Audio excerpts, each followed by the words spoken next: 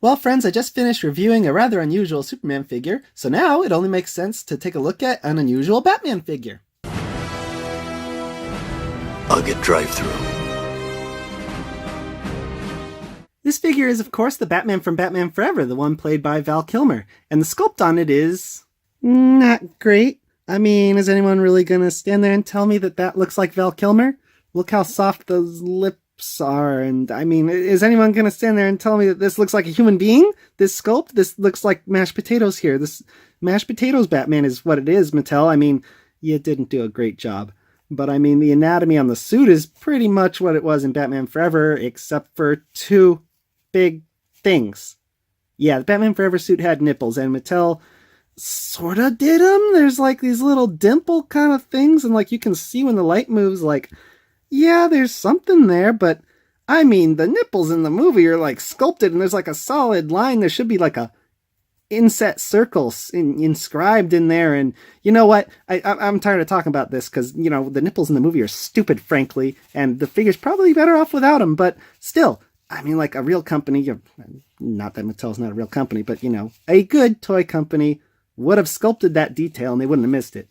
Anyways, the cape on the back is soft goods, and I must say, they got a pretty good material for the back here. It kind of looks like the faux leather stuff they used in the movie, and the other side is much more cloth-like. So they kind of split the difference between what people probably expected and what it looked like in the movie. And I do like the material, but it kind of rests like a giant triangle on him. So it's, I mean, if there were a better way to rest it around his shoulders or something, I think it'd look a lot better.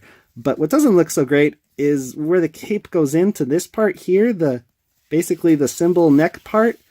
Like, look how different those are in terms of color. I guess this is really a paint issue because, I mean, there's not much to say about the rest of the sculpt. It's pretty accurate. The belt is looking good. I don't like how the, you know, waist joint is sort of breaking up the sculpt there, but most Batman figures have a straight belt that helps hide that. Though, you know, Mattel stuck with the design from the movie with this angular belt, so that's why it looks a little worse right there. But I mean, I don't know why it has to look so bad here in terms of the paint. Like, the head is all glossy black, and so is the neck part, and then this is more silvery. Why did you do that, Mattel? Because, like, this part and that part stand out so much from each other, whereas in the movie, they're pretty much a perfect match. Anyways, the rest of the glossy black paint on the figure is good because the gloves and the boots are actually supposed to be different material and a different shade of black, like in the movie. That makes sense. This part, not so much. And on top of that, the bat symbol is done in a gold color, whereas I don't know, in the movie it seemed more of like a dull yellow to me. This is pretty close enough, though. I mean, the Val Kilmer batsuit is not really known for being colorful or anything. It's, you know, just got the yellow and that's it, really. But in terms of slop on the paint, like, you gonna tell me that looks good there? This, like, hazy line where the cowl meets the face? And then you're gonna tell me those eyes? I mean, Val Kilmer does have blue eyes. We can focus on these darn eyes. Maybe we can't. But they're not that blue. No human has eyes that blue. That's like Superman alien blue eyes. I mean, so in general, I mean, like, the paint, it's not perfect or anything. My real issue is that. And then with the sculpt, no nipples, and doesn't look like Val Kilmer at all. But otherwise, it's a fairly good sculpt, and on the back we got text on the butt. Copyright DC 2017 Mattel. Made in China, a bunch of numbers. Yeah, the bat butt. Yeah. So the sculpt was mostly accurate, except for the awful head, and the paint, I mean, considering how little paint they needed to be, it's pretty mediocre when you consider it. Articulation, however, well, I mean, we'll see. Let's take a look. So this has a ball joint head, and from Mattel, a ball joint means there is no ball joint. It's basically a cut joint. You're not going to get any side to side, and you're not going to get any up and down. Like, this is it right here. I mean, it's basically a cut joint. He can't look up or down at all, honestly. Then he has hinge and swivel shoulders. He can get up that high to 90 degrees, no problem, and go all the way around. Cuts at the bicep, which are a little stuck. There they go. Cuts at the bicep go. And look at that! Double elbows on a Mattel figure? Oh, I'm starting to be impressed. And then swivels at the glove. That's also something I did not expect. Hinge and swivel? Wrists on a Mattel figure. A Mattel figure. This guy, I mean, the sculpt on the head was bad, the articulation on the head was bad, but the rest of the body is looking pretty good. And he's got an ab crunch. Goes that far forward, that far back. A cut at the waist. I mean, it kind of sticks out because the belt is so low, but that's what the belt looked like in the movie, so good job on that part. He can do the splits so far. He's got ball joint hips, and they can go that far forward. And they can actually go back some, believe it or not. I mean, color me impressed, Mattel. This is looking pretty good. Cuts at the thigh. Double knees on a Mattel figure, and they've got good range. This guy has good articulation. Okay, hinge at the ankle, no rocker, no swivel or anything, but articulated toe on a Mattel figure. Are you joking? So, I mean, I would appreciate some rocker ankles and an actual ball joint in the head, but overall, very good articulation for a Mattel figure. Here's the Val Kilmer Batman in his box. It comes in the same packaging that all the Mattel Signature Collection or DC Multiverse Collection, whatever it is, comes in. It's big and blue, wastes a lot of space, and has an odd angle cut out of it because Mattel just can't make efficient packaging. Anyways, on the back we have... Oh my gosh! Alright, I do have my problems with the sculpt on this figure, but I'll say this, it looks nowhere near as bad as the figure on the back. Look at that huge gap in the ab crunch, and look how high the separate head neck piece floats above the figure on the prototype or the promotional photo figure, whatever it is. Man, that's a bad photo. Anyways, up here at the top, we got a little bio that says Val Kilmer portrays billionaire Bruce Wayne, blah, blah, blah, blah, blah. Down there, see what it says? You see, my life is really complex. Yeah, just one problem, Mattel. Bruce Wayne said this in Tim Burton's Batman. I mean, are you joking? That was Michael Keaton who said that. It's a totally different Batman. I mean, well, I guess technically they're supposed to be the same character, but come on, right? On the side, we got a photo of Val Kilmer, and see, they didn't edit those out. They're supposed to be there on the figure. I'm right. And they did get the movie logo right, at least, even if I'm not getting quotes from the movie right. Anyways, let's just open this bad boy up already.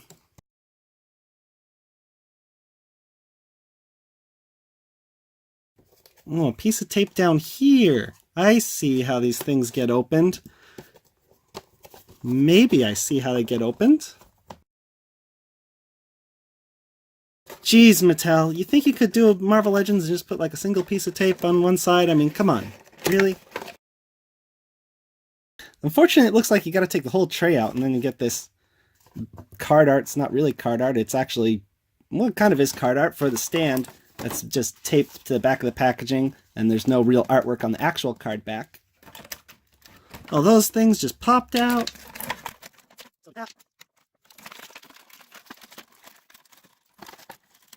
Thankfully, Batman just pops out pretty much, so the packaging's not too bad to unpack once you actually get into the tray.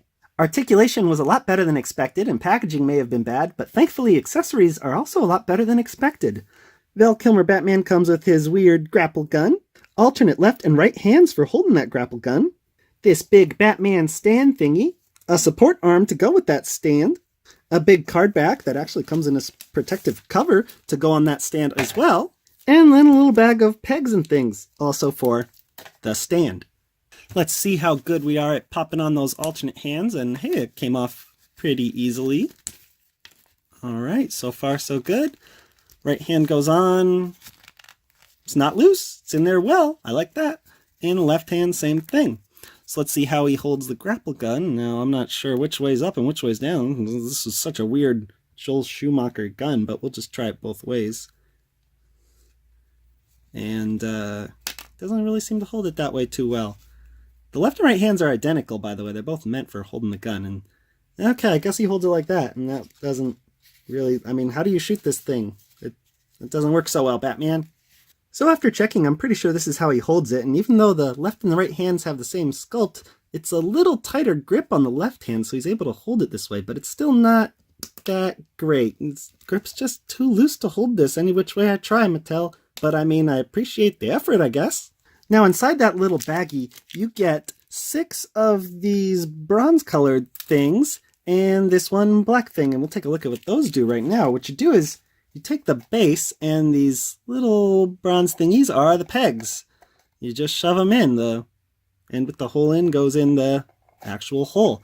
Now, why there are 6 when Batman only has 2 feet, I don't know.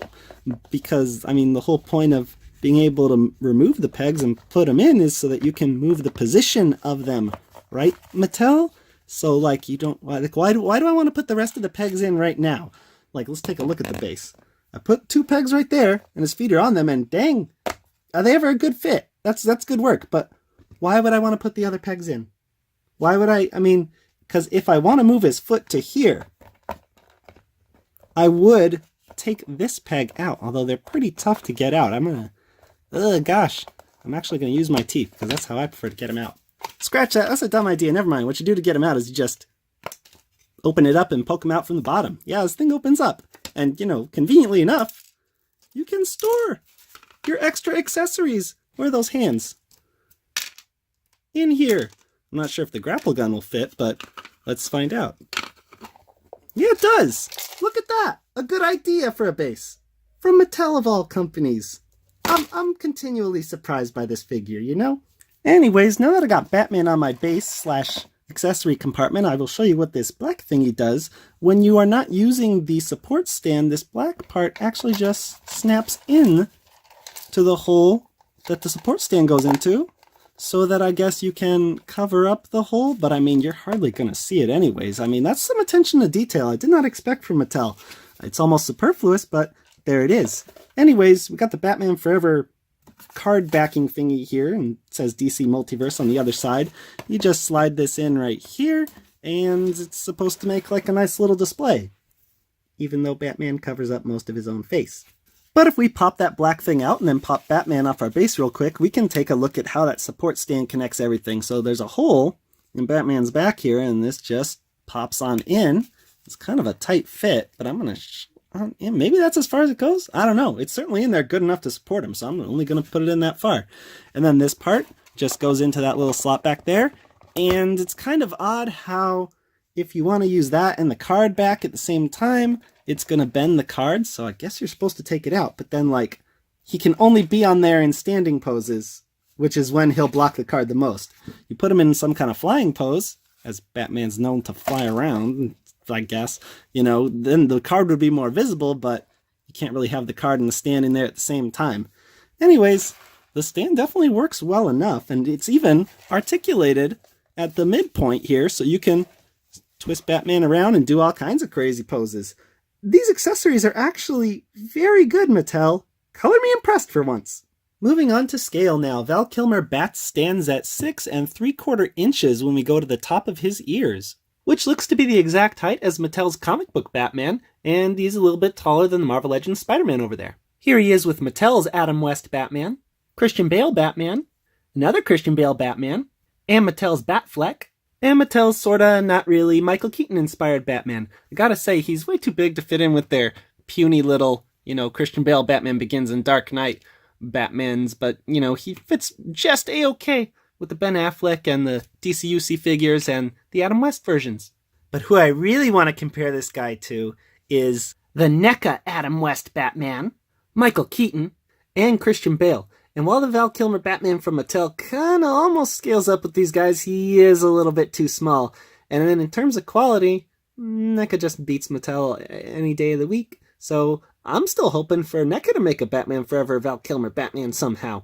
And since they were in his movie, let's put him next to my DC Universe Classics Two-Face and Riddler, who he actually scales up nicely with, although the Riddler looks so buff he could totally kick Batman's butt. Like, I mean, take this, Batman, yeah!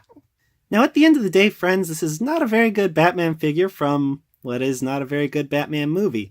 So if you want to know if I recommend him, well, if you're an insane person like me, who already has Michael Keaton and Adam West and Christian Bale Batman, then yeah, definitely, because this is easily the best Val Kilmer Batman out there, and you gotta get him to complete a collection, essentially. But if you're just looking for a Batman figure, or even like a Batman Forever figure, I don't know why anyone would specifically want that, but if that's what you're looking for, I would definitely pass. Because although I was very impressed by his accessories and his articulation, the face sculpt is ultimately what breaks this thing down. Like it's the face sculpt is just not good, and I mean the paint on it's not good either. The body's a-okay for the most part, but ultimately he's only really worth it if you're already a Batman action figure collector. Well, that's my 2 cents. So peace out, YouTube.